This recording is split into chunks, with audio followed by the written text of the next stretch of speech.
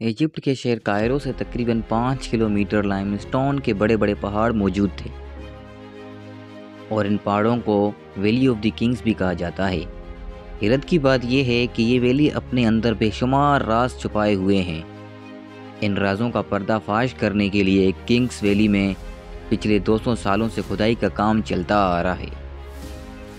جنون علم کی ویڈیو میں ایک بار پھر سے خوش آمدید۔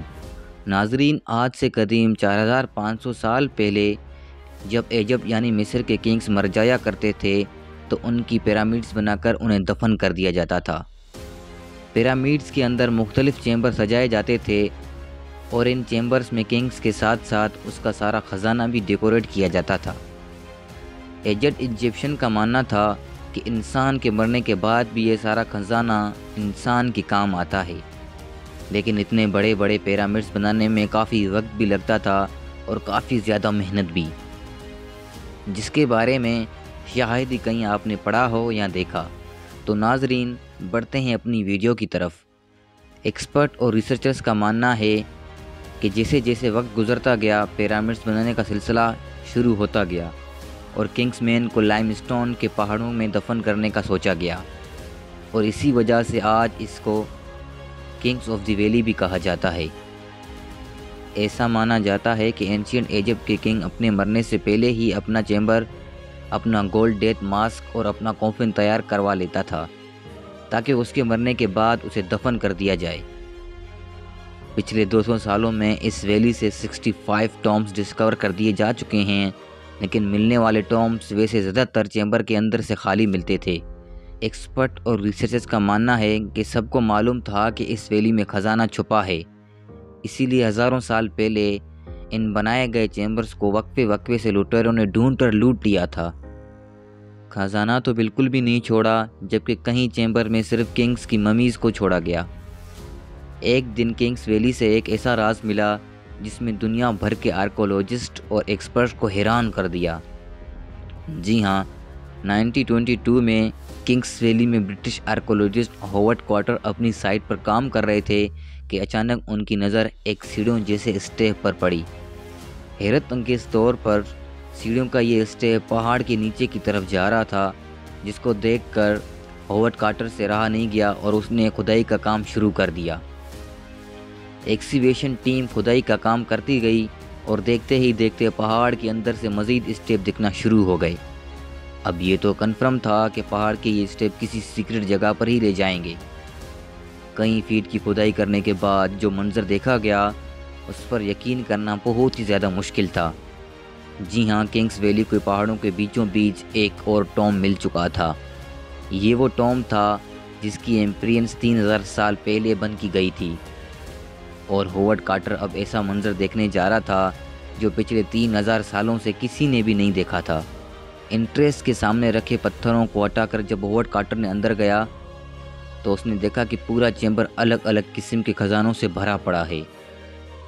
یہ ایک ایسا منظر تھا جو آج سے پہلے کبھی کسی نے نہیں دیکھا تھا۔ اس چیمبر میں تمام چیزیں سونے سے بنی ہوئی تھی، جس میں جیولری، اسٹیچوز، چیریٹ گولڈ اور لینن سے بنے کپڑے بھی شامل تھے۔ ٹوم کے اندر ایک اور چیمبر بھی موجود تھا جہاں پر گولڈ کوفن میں ایک ممی بھی موجود تھی، جس کو بہت اچھی طرح سے پریزرو کیا ہوا تھا۔ باقی تمام خزانوں کو تو چھوڑیں، صرف ممی کا کوفن کور ہی 90 kg پیور گولڈ سے بنا ہوا تھا۔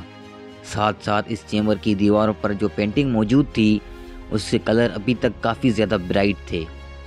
ہوورڈ کارٹر کی اس ڈسکوری نے پوری دنیا کے آرکیولوجسٹ کو حیران کر دیا، کیونکہ کنگز ویلی میں ملنے والا یہ پہلا ٹوم تھا جو لوٹیروں کی پہنچ سے دور تھا۔ یہ ٹوم تو اپنی اصلی حالت میں مل چکا تھا، لیکن ریسرچر اور آرکیولوجسٹ کے لیے نئے سوالات بھی لایا تھا۔ ریسرچرز کو یہ بات سمجھ نہیں آ رہی تھی کہ ٹوم کے اندر پڑی ممی کون سے کنگ کی ہے، اور یہ چیمبر کے اندر بنی پینٹنگ کس چیز کا اشارہ دے رہی ہے، اور کنگز ویلی میں دوسرے ٹوم کو لوٹ لیا گیا اور آخر کار یہ ٹوم کیسے بچ گیا تھا۔ یہ سوال تھے جو ریسرچر اور آرکیولوجسٹ کے لیے جانا انتہائی ضروری تھے۔ لہٰذا جب ٹوم کے اندر پڑی ممی کا DNA ٹیسٹ کیا گیا تو جو معلوم پڑا اس نے سب کو حیران کر دیا۔ جی ہاں، ممی کا DNA ٹیسٹ سے یہ معلوم ہوا کہ یہ باڈی ایک 18 سالہ کنگ کی ہے۔ جب ممی کو کنگس ویلی سے دوسری ملنے والی ممی سے میچ کیا گیا تو یہ معلوم ہوا کہ اس کے باپ کی ممی ٹام نمبر 57 اور اس کے ماں کی ممی ٹام نمبر 35 سے ملی تھی۔ اس کنگ کا نام توتن خانم تھا اور اس کے باپ کے گزر جانے کے بعد جب یہ بادشاہ بنا تو یہ صرف 8 سال کا ہی تھا، یعنی اپنے بادشاہت کے 10 سال بعد 18 سال کی ایج میں ہی چل بسا۔ اب یہ تو معلوم ہی ہو گیا تھا کہ یہ آخر کار ممی تھی کس کی، لیکن دوسرے سوالات جاننے کے لیے اس دور میں اتنی ٹیکنالوجی تھی نہیں۔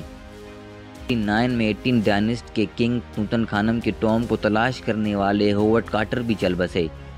ان کے گزر جانے کے بعد ٹام پہ ریسرچ کا کام بھی رک گیا، لیکن کئی سالوں کے بعد جب ٹیکنالوجی کا عروج آیا تو توتن خانم کے ٹام کی مسٹری کو سولو کرنے کے لیے ایک بار پھر سے ریسرچ شروع ہو گیا۔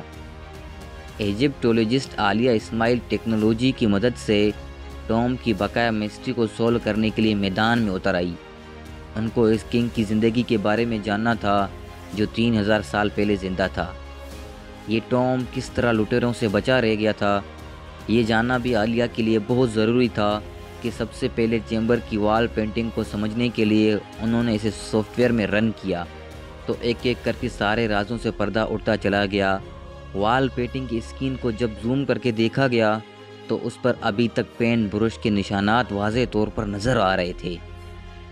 عالیہ کا کہنا تھا کہ یہ نشانات اس وقت نظر آتے ہیں جب گیلے پلاسٹر پر پینٹ برش چلایا جائے، کیونکہ یہ چیمبر 26 فیٹ پہاڑ کے اندر بنا ہوا تھا اور یہاں ہوا کی کراسنگ کا کوئی بھی ذریعہ موجود نہیں تھا۔ اسی وجہ سے یہ سمجھا جا رہا ہے کہ جب یہ پینٹنگ کی گئی تھی اس وقت دیوار پر لگایا جانے والا پلاسٹر گیلا تھا، شاید ان کے پاس وقت بہت کم تھا، تبھی گیلے پلاسٹر پر ہی پینٹنگ کا کام شروع کر دیا تھا۔ لیکن ایک بات سمجھ نہیں آ رہی تھی، اتنی زیادہ ڈیکوریٹ اور اتنی زیادہ محنت سے کھود کر بنایا جانے والا یہ ٹام، آخر ایسا بھی کیا ہوا تھا کہ ان کے پاس اتنا بھی ٹائم نہیں تھا کہ پلاسٹر کا سوکھنے کا ویٹ کرتے۔ یہ جاننے کے لیے ایک بار پھر سے ممی کے DNA ٹیسٹ پر ایک بار پھر سے نظر دوڑائی گئی، لیکن اس بار جو چیز سامنے آئی وہ واقعی بہت ہی بڑی ڈسکوری تھی۔ لیٹسٹ DNA رپورٹ سے معلوم پڑا کہ جس وقت کنگ توتن خانم مرا تھا تو اس وقت وہ تو تھا 18 سال کا، لیکن وہ ایک ہی وقت میں کئی بیماریوں سے گزر رہا تھا۔ اس کا لیفٹ پاؤں کام نہیں کرتا تھا، اس کی بیک بون بھی ٹیڑھی تھی اور اس کو کئی بار ملیریا کا اٹیک بھی آ چکا تھا۔ ڈاکٹرز کا ماننا ہے کہ شاید اس کی موت بھی اچانک ملیریا کی وجہ سے ہوئی تھی، شاید اسی وجہ سے ٹام بنانے والے کے پاس ٹائم بہت ہی کم تھا، کیونکہ ان کے کنگ کی اچانک موت ہوئی تھی۔ لیٹسٹ DNA رپورٹ سے یہ بھی معلوم پڑا کہ کنگ کے ماں اور باپ آپس میں سگے بہن بھائی تھے۔ جی ہاں دوستو، آپ نے بالکل صحیح سنا۔ لیٹسٹ ریڈیکل سائنس کے مطابق جب سیم بلڈ ریلیشن والے آپس میں شادی کرتے ہیں تو ان کے بچوں میں پیدائشی بیماریاں ہونے کی چانسز بہت زیادہ ہوتے ہیں۔ توتن خانم کا ٹام کنگس ویلی کی باقی ٹام کی طرح لٹیروں کے ہاتھ کیوں نہیں لگا تھا؟ جب 1922 میں ہوورڈ کارٹر نے جب یہ ٹام تلاش کیا تھا تب ٹام کے انٹرنس پر بہت سارے پتھر پڑے تھے۔ پتھروں کا یہ ملبہ دوسرے ٹامز کے انٹرنس پر موجود نہیں تھے، اسی وجہ سے لٹیروں کو شاید یہ ٹام نظر نہیں آیا۔ لیکن اگر یہ پتھر دوسرے ٹامز کے انٹرنس پر نہیں تھے تو یہ توتن خانم کی ٹام پر کیسے آئے؟ یہ جاننے کے لیے ضروری تھا کہ اس جگہ کو ڈرون کی مدد سے انالائز کیا جائے۔ عالیہ اسماعیل اور ان کی ٹیم نے جب ڈرون فوٹیج دیکھی تو انہیں پہاڑ پر پانی کے گزرنے کے راستے نظر آئے۔ ایسا معلوم ہوتا تھا کہ اس جگہ سے کسی دور میں پانی گزرا کرتا تھا۔